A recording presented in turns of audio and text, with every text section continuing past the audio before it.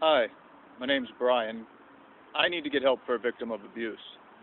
Her name is Shira, Effie, Connor. My name's Brian Connors. She changed her name after she asked for help from me, and I've been trying desperately for years. She came up north with me, disclosed the abuse, and said, quote, "The police don't care." I know that was, well, it was hard for me to believe. I know it's hard for you, probably, if you're from up north like me, but it turned out she wasn't kidding. One of the policemen that I met when I tried to disclose the abuse to the community, he came up to me. He smiled and acted friendly, and then he tried this. He suddenly shoved me, and he did it suddenly. It took me by surprise, and he literally tried to get me hit by a car that was coming my way. And then he brought 10 other uniformed police officers around and said, "Welcome to the South," repeatedly. I've been trying desperately for years just to get a filed police report, because of course you can see that that's one thing that we need here. Now I'm up here in Pittsburgh, where I've been harassed by the community. It seems like one thing on top of another. I don't know, and I don't care why people around here want to harass somebody like me. I don't know what their game is. I know this town is run by a place called UPMC, and usually a person like me gets discredited, pushed to the fringe, and you can get a lot of money for a guy like me. The government gave UPMC $300,000. $300,000 for incarcerating me wrongly imprisoning me after I was harassed, intentionally provoked, and discredited all at the same time, so that money could be made out of me.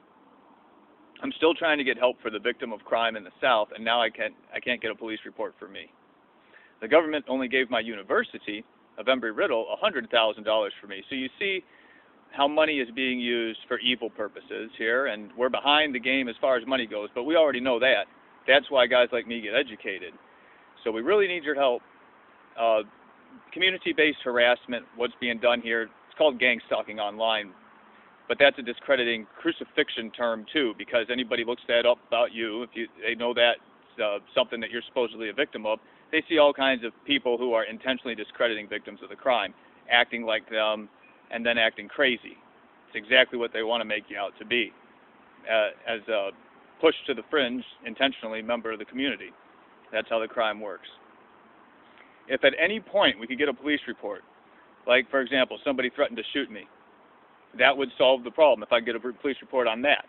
But you can't. And your fear is used to intimidate you, so you're afraid to try again after somebody tricks the police into not taking a report from you in the first place. People keep capitalizing on this. The church, too. Somebody somehow used, when I went to turn to my family, because, you know, they're people you can turn to when people discredit you and you're trying to get help for somebody, but my cousin came on to me in the church, and then they started a funeral on me. That destroyed the heartstrings of my family, so we can't communicate in that way. All we need is a police report at any point. We can't get those. That's, and I'm afraid that the police will be used and turned against me as a discredited, supposedly mentally ill person now. That's how they discredit you. Once they can somehow create some kind of record of that for you, they can continue to capitalize on that. People who want to discredit you, that is, hate group members, whoever, I don't care. The problem is that people keep capitalizing on this. And all I need from you is a police report for this victim of crime who came up north, and it would have come up north with anybody like me, to confide in the crime with me. That's what I need from you. That's what I'm living and surviving through all this to do. Because that will set a lot of people free.